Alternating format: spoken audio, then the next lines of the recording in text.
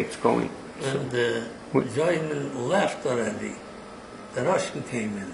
But you were still in the farmhouse, in the hideout. In the hideout.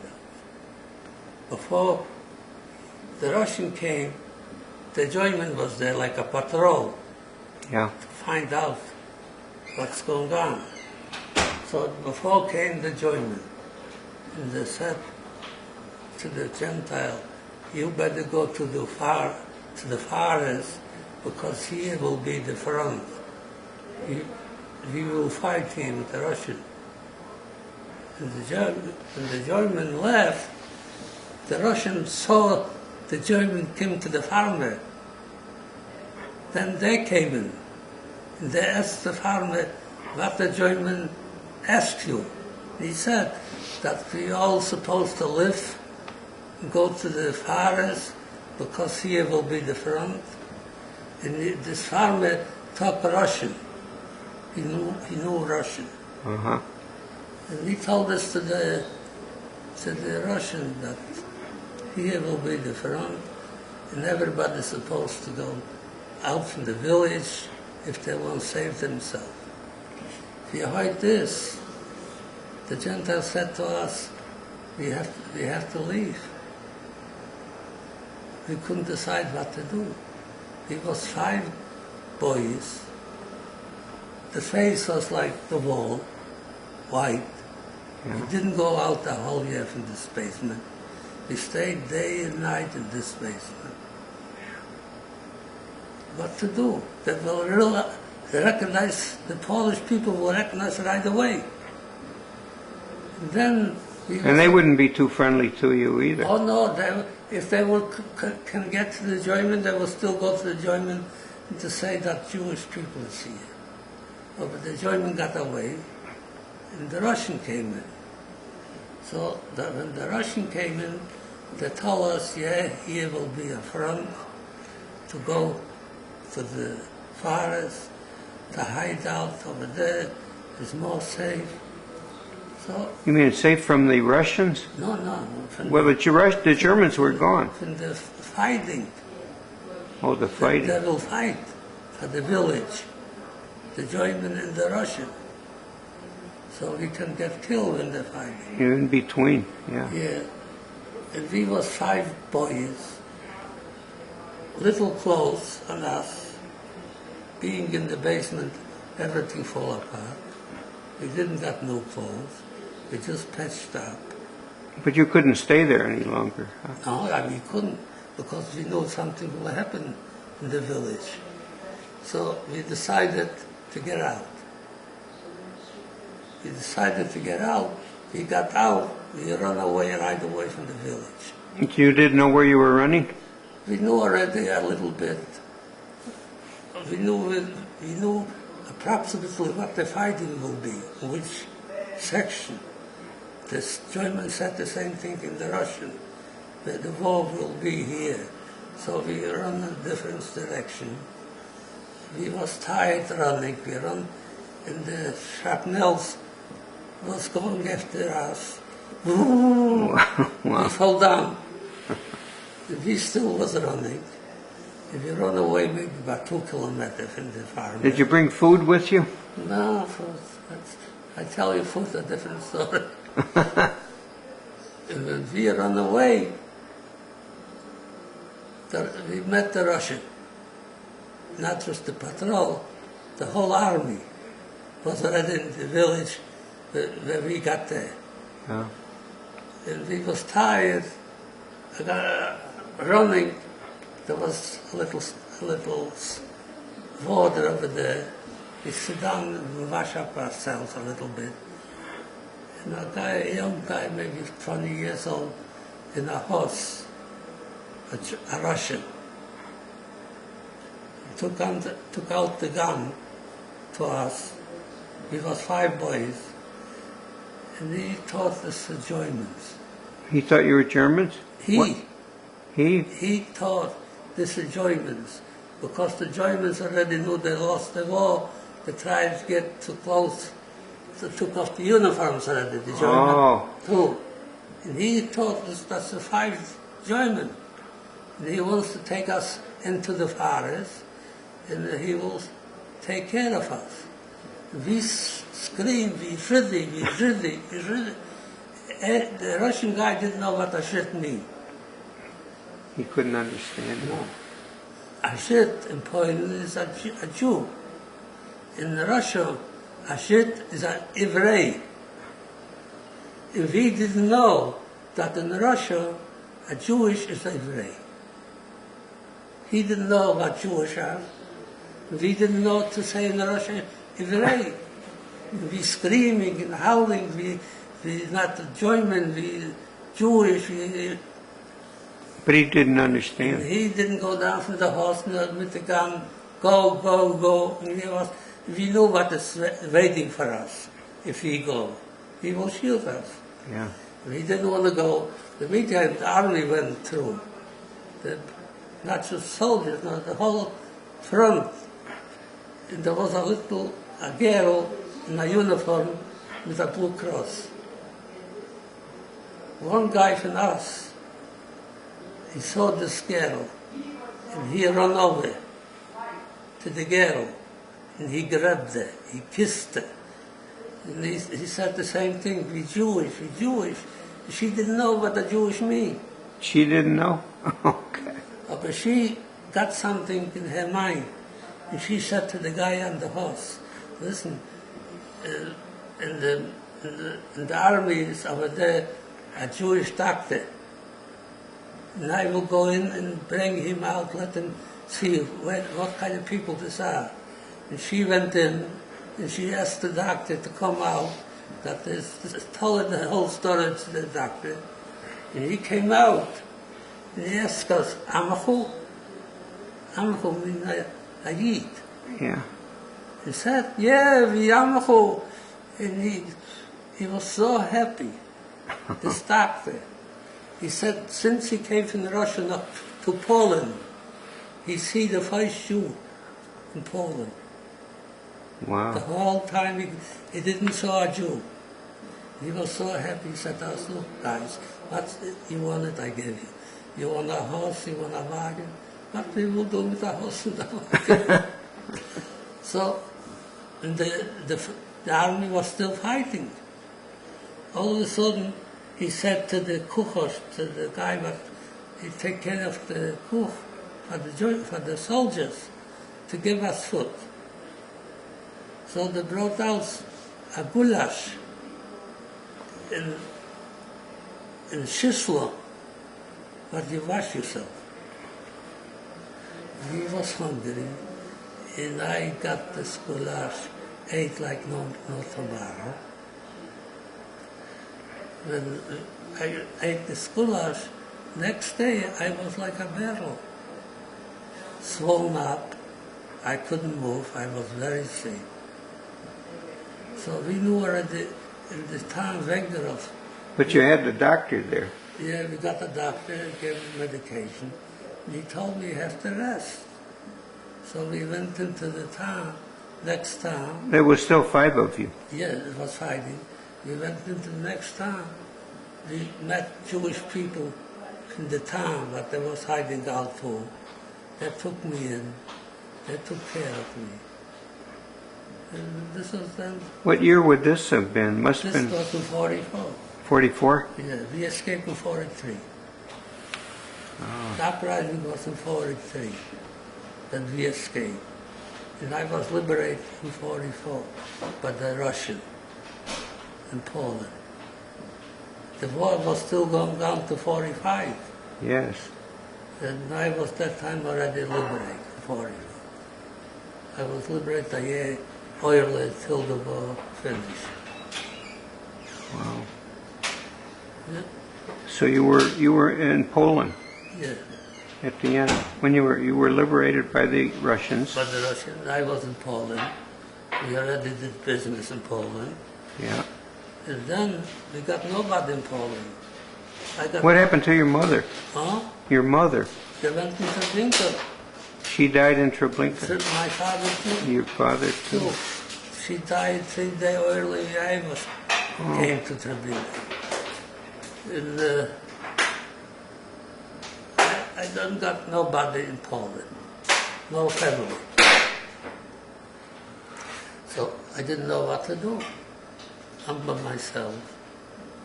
I have no brothers, no sisters, Yes. no nothing. So I find out, I know that I find out, that my father has a sister and a brother in Belgium. They went away before the war. I knew, because my father was used to write letters. Uh-huh. And I also knew that my mother has a brother and a sister in the States. Oh. No others. I didn't know no others. So I find out in Poland, there's a Jewish guy from my town.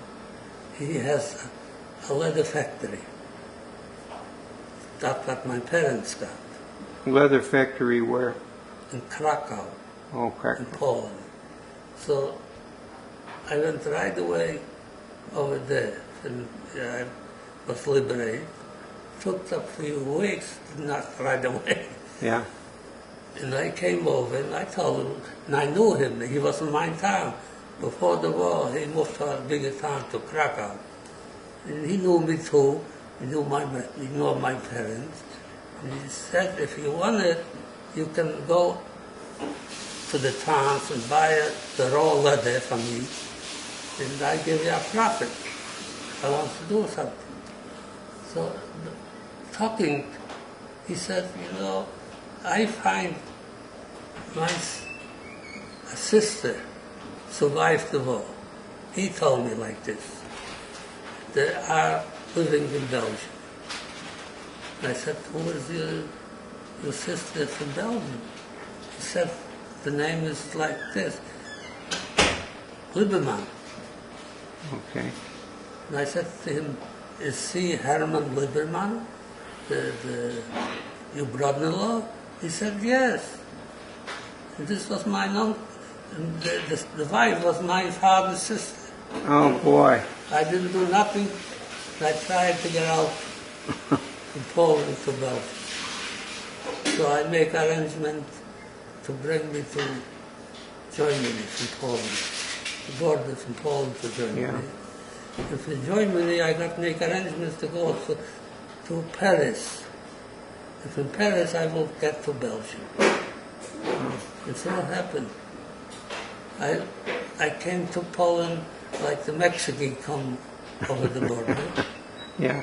I pay a guy to take me over. When I came to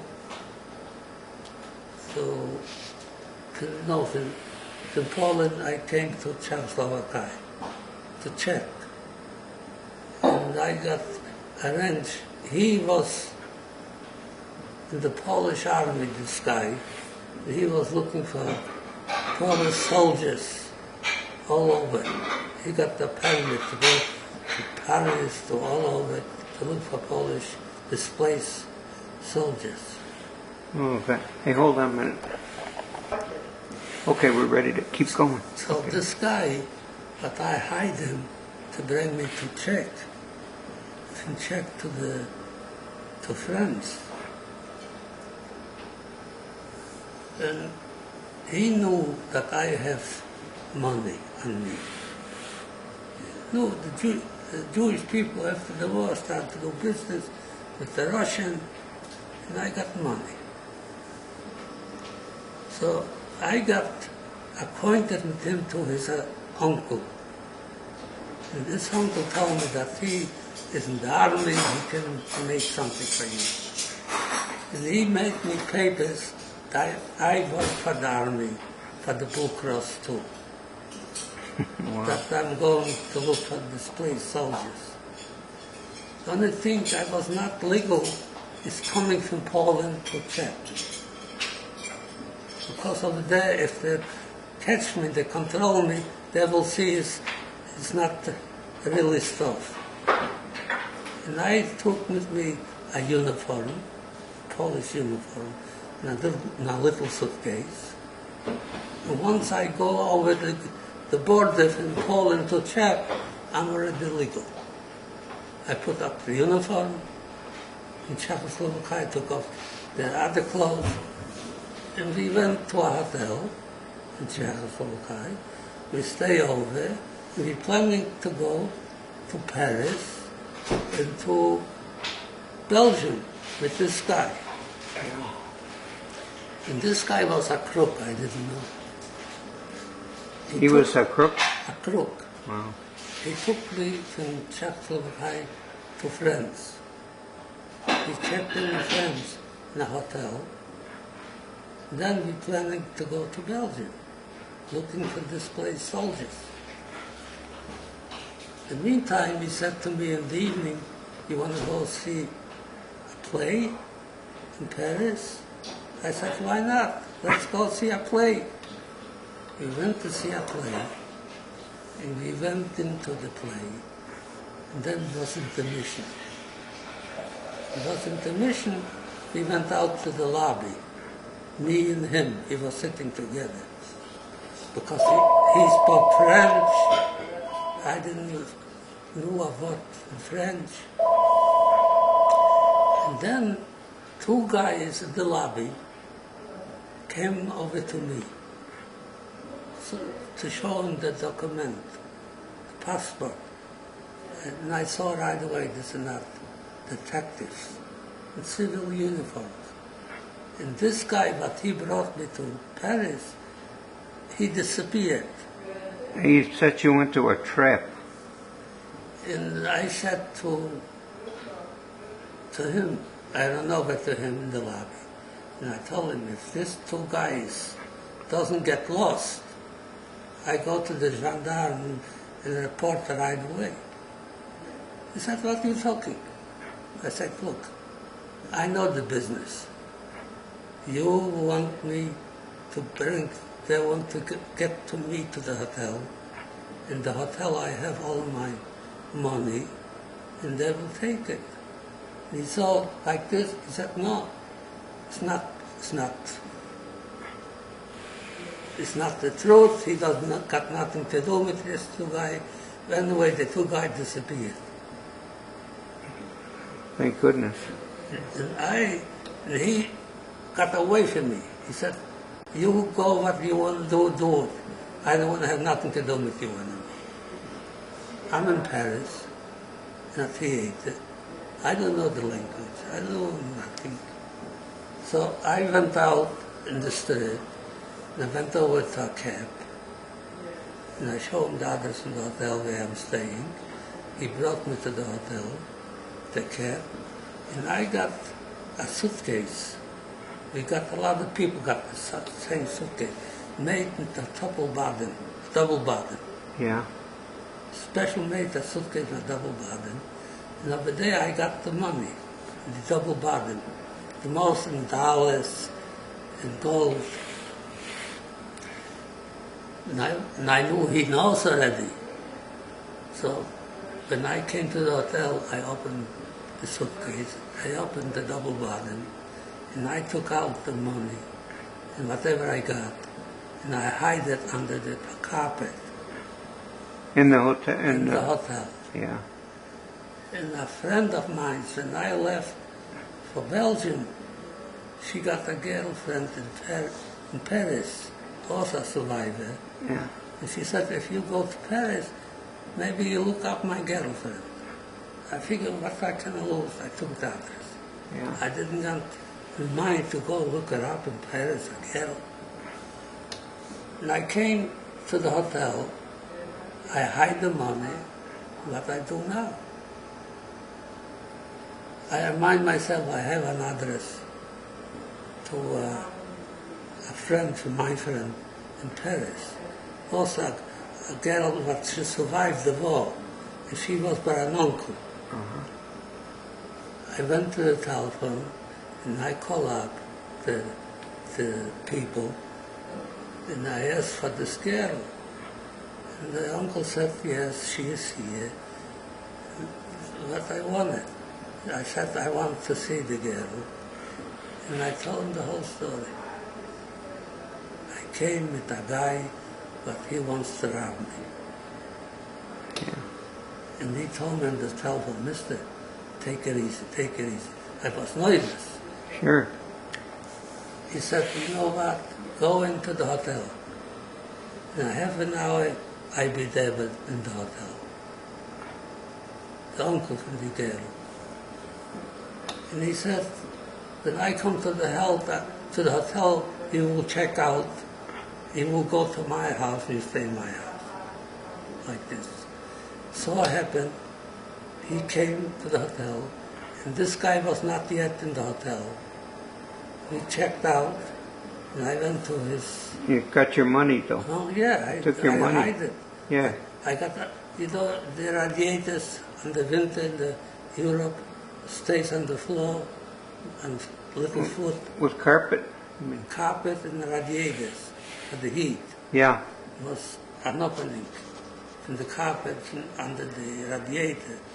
And I took the money and I put it under the carpet over there with the radiator. And I took out everything, and I went with him. We took a taxi to his To his place. To his place in Paris. And I know the girl. And then I said, what can I do? I call up my uncle in Belgium. My father's Brother, yeah. not the brother, she was the sister, the wife. Oh.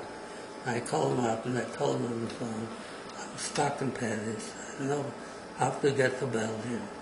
And he said to me, take care of yourself.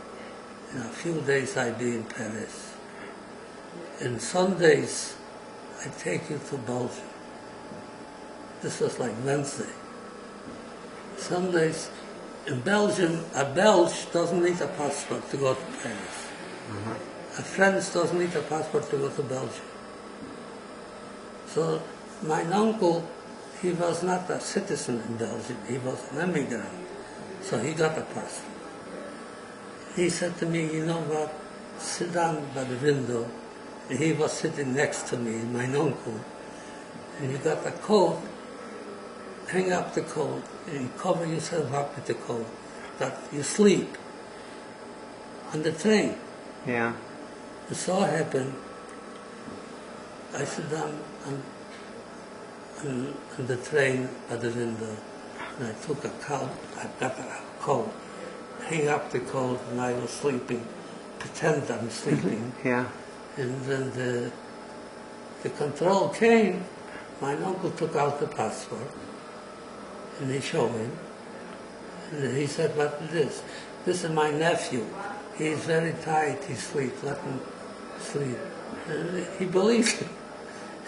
You were lucky. And I got to Belgium. When you saw your uncle. I saw my uncle. Oh. And then I find out that my uncle in America, he find me. After the war, my uncle from the States sending letters to Jewish communities Yeah. in Poland that he's looking for family from this name. And somebody, I used to go to the committees also looking for somebody, look for me. Sure. Yeah. And finally somebody saw that I'm looking for me from America. He told me, go to the committee, they have a letter for you. That your uncle is looking for you. And so I went, and I got the letter, and I got in touch with my uncle, and he said, I send you papers. You will come to the States. And I said, okay. In the meantime, I was in Belgium. In Belgium, I couldn't do nothing. I was a transit, Yeah. not to stay in Belgium. The government left me in as a transit. I will emigrate to America, to Israel. And when my uncle sent me the papers, I find out it will take for 5 years till my number Wow. will come up, because I was on the Polish quarter. The Polish quarter was the biggest quarter people from Poland wants to come to the state. Uh-huh. So my uncle sent me $1,000 to a cousin, not official. Official $1,000 was like 50,000 francs. Yeah. And he said, when he gave me the $1,000, I I cashed in on this black market, I got 80,000 francs. It was a lot of money after the war, 80,000 francs. Yeah. And then I find a cousin, he was in Russia. I didn't know that he escaped to Russia when the war broke out. He was the whole war time in Russia. And after the war, he came back to Poland. And he was also looking for someone. And he found nobody. And they told him already that I am alive. And it was my first cousin. And he went to Germany, to Poland. And he was a tailor. He went to work in Germany as a tailor till he got in touch with me in Belgium. When he got in touch with me, I gave him the address of an uncle in America. I said, "Uncle, send me money." Write to him, he will help you too. So he wrote to my uncle to the States. And my uncle said, "Look, guys, if you wanted to go and open like a little shop in Belgium, I send you the money. You buy machines." My cousin was a tailor. What kind of work would you do? You do tailoring? What kind of work I do was you do? working in the tannery by my father. Ah, I didn't know nothing about tailoring. I was working in the factory. yeah. And I got already an apartment. I was married already with my wife. It's another story. Yeah, we didn't hear that story. No. You were married to Lola Yeah. at that time. And you interview Lola, she will tell you this story. Okay, we'll get the story from Lola. It's another story. Anyway, I brought him cousin from Germany to Belgium. And I said to him, quite more, at the village, I got an uncle in Belgium, he was a tailor. When I came to Belgium, I got nothing to do, and the uncle said to me, the machine is empty, he gave me pieces, Rex, and tried to work on a sewing machine. Just learn how to work on a sewing machine, because I didn't do nothing. My aunt, the uncle came to Paris for me. There was put up the people. They didn't got children. The aunt took me in like the own child, from my father's side.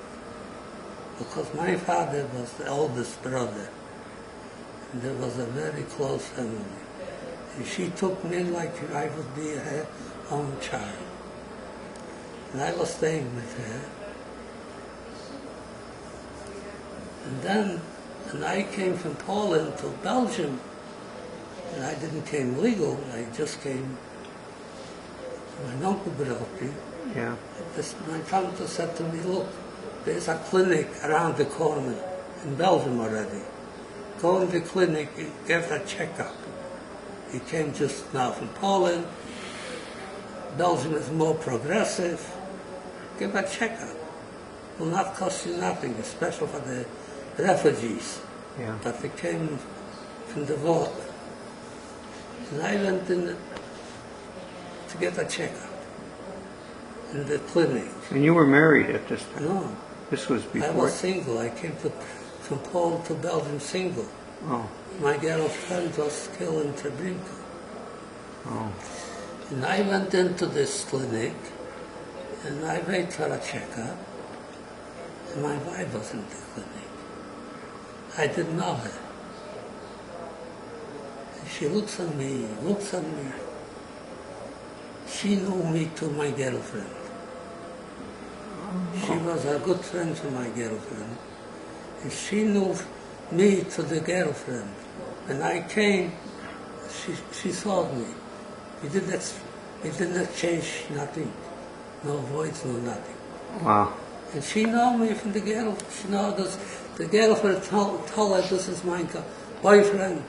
They talked to me. I don't know about that. And she hesitated. It is he. It's not he. Because when I tried to escape from the ghetto to the Irish side, the German was shooting on me.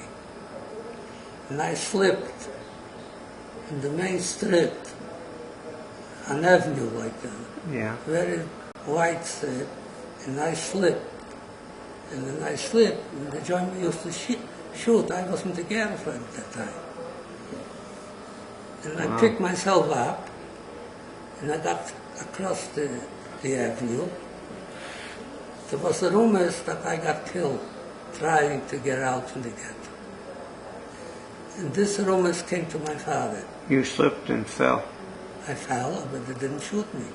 I picked myself up and I ran again. Did they think they shot you? German, I don't think so.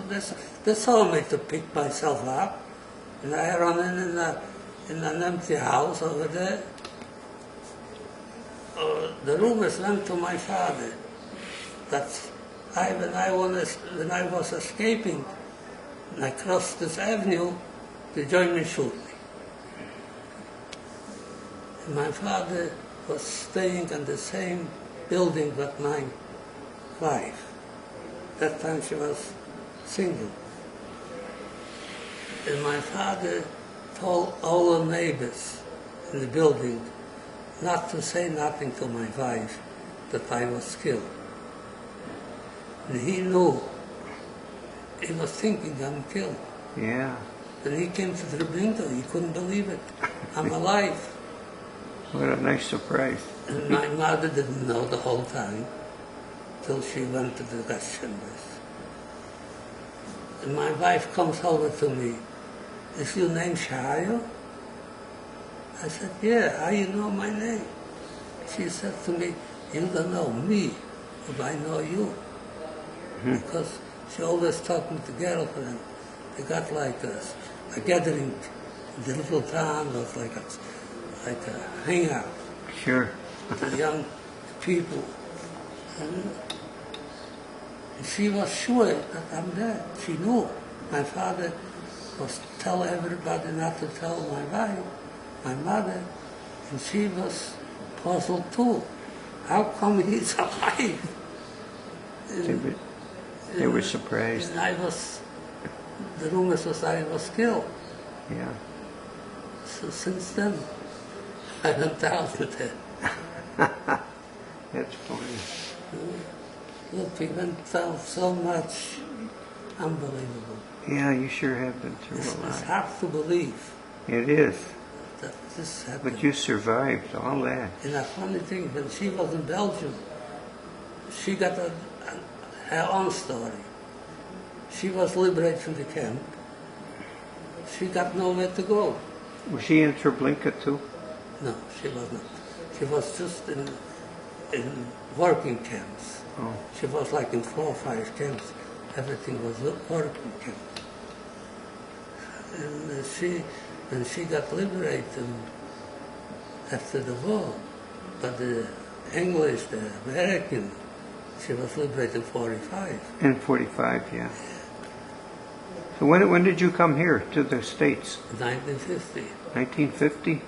To New York. From Belgium? From Belgium to New York. And when she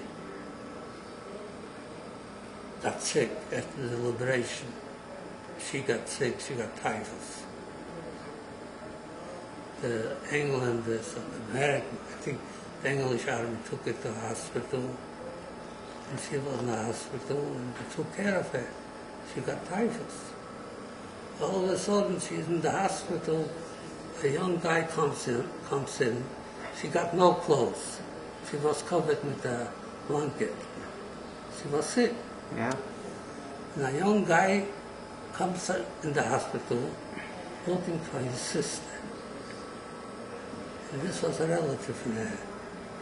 And his sister's name was the same name but her name. Lola? Lola.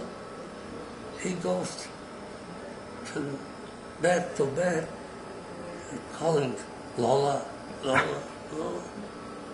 My wife heard calling her name.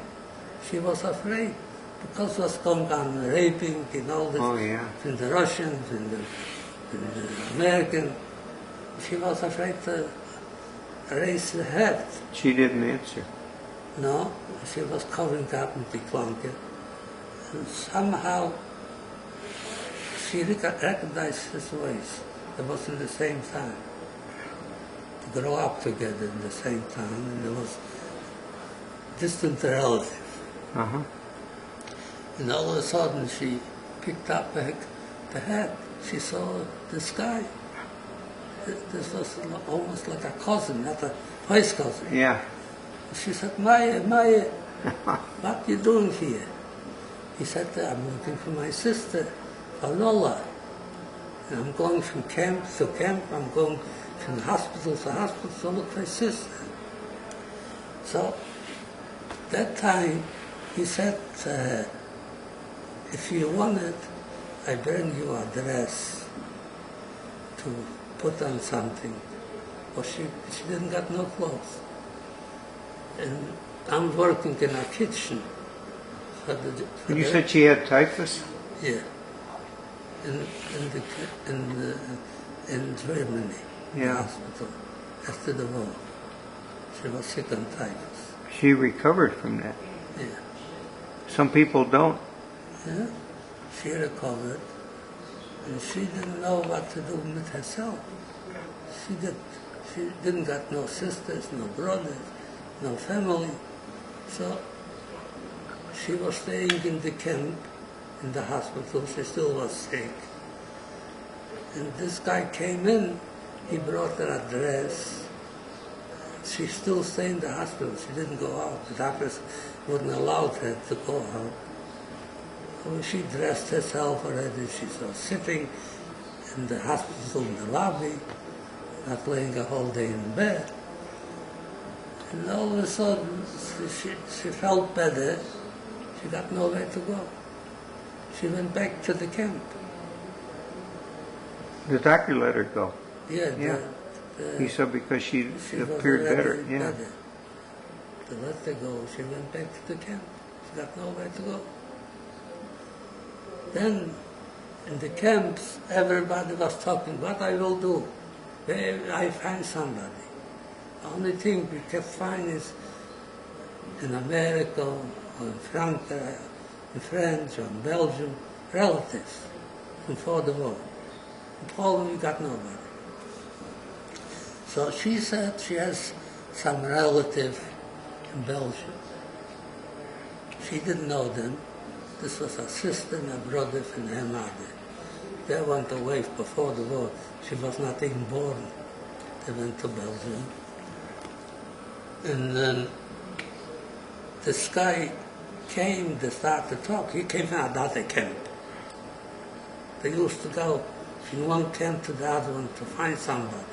To looking, maybe to find somebody. And he said, the other said to him, she knew him, I don't know where to go. I know I have a relative in Belgium, but I have no others.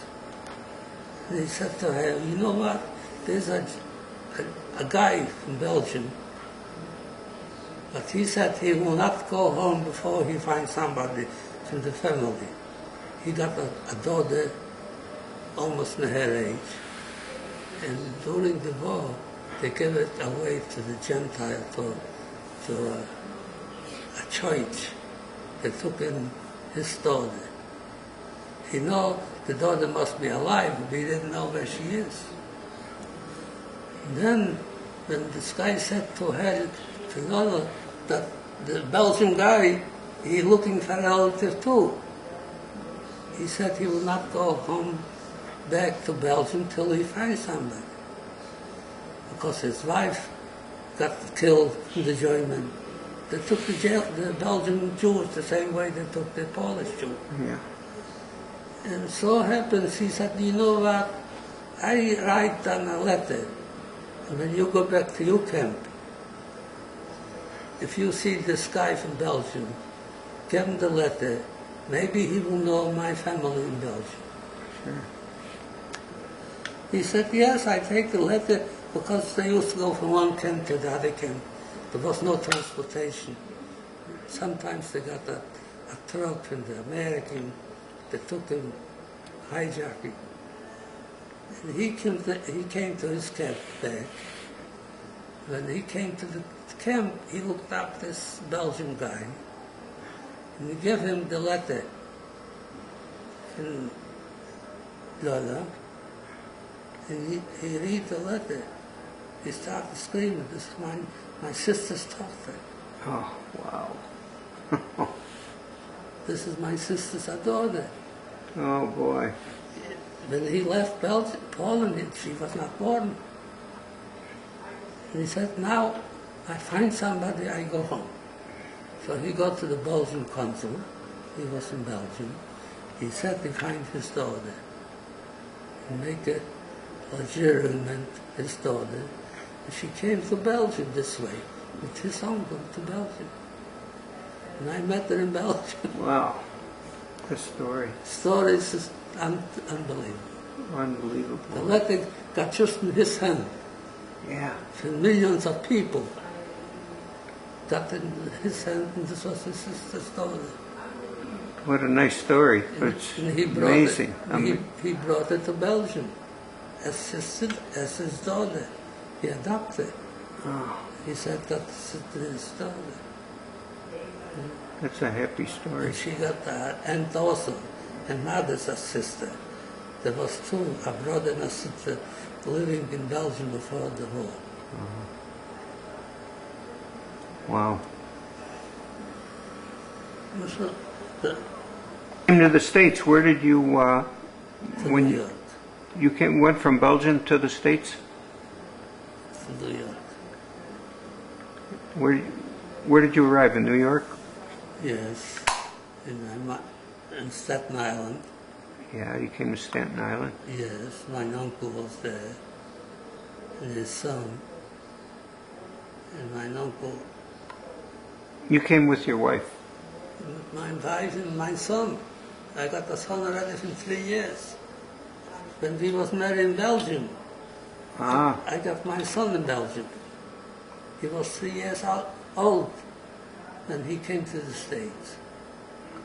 And when we arrived, my uncle said to me, "I have for you a key on Staten Island. yeah. I have for you a key." I looked at him, I said, "What do you mean he has a key for me?" In Yiddish, a key is a cow. For what I need a key? He got a key for me. I was ashamed to ask him, "What do you mean? He bought me a key, Yeah. but I need a key." And I was afraid to ask him. And then first of all, I got a little trouble on Staten Island. When they examined me, coming from Belgium, I got a stain on my lung. They put me in the side. They didn't release me right away.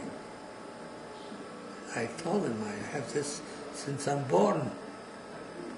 What, a stain on your lung? Under my lungs. A dark stain. And, Evidently not serious. probably, if not, they wouldn't let me come to the States. It took them about an hour, maybe more, to release me. So my uncle was waiting. But three of you were king then, Yeah, me and my wife and your son. son. And So when they released me, the uncle, he was in business also. So he came with a truck. And when we came from Belgium, we could take everything what we wanted. I got big suitcases with schmatters, with even, You took a lot, huh? I took everything. You knew you would not be going back. Sure. So we came, we got trouble, a load, 1,000 pounds. This everything was free. We came, the Hayas pay for it. A Jewish organization, you know the Hayas? I've heard of The it. Hayas and two Jewish organizations, but they pay for the refugees to come to the state. So the highest pay my fare. And I came to the state. My uncle was waiting for me. He took all the stuff that I got. And we arrived to his building. He got his factory. He got a factory in underwear for children. Oh. Special for In girls. Staten Island? No, In New York. Manhattan. Manhattan. Manhattan, he got his own building. Oh. And he was with his kids in the business. He got two sons and a daughter, 3 children. They all was with him in the business, in the underwear. And we So you arrived lived there. in Manhattan for a while? I didn't live in Manhattan for a while. You did not live in Manhattan? I'm telling you, the uncle had a key for me. Ah, okay. Oh, Till I find out what a key is. Then he got an apartment oh, in okay. the Bronx. This was the key. In that time, when I arrived in 1950, you couldn't get an apartment. It was hard to get an apartment? Oh, an apartment you have to pay on the table. So my uncle, the people, but they got the apartment on Tremont Avenue, was the apartment In Bronx. in the Bronx. When I arrived, I've heard of that street. yeah, We had a cousin that lived on Avenue M in the Bronx. this was Tremont Avenue, where I got the apartment. And we were so happy.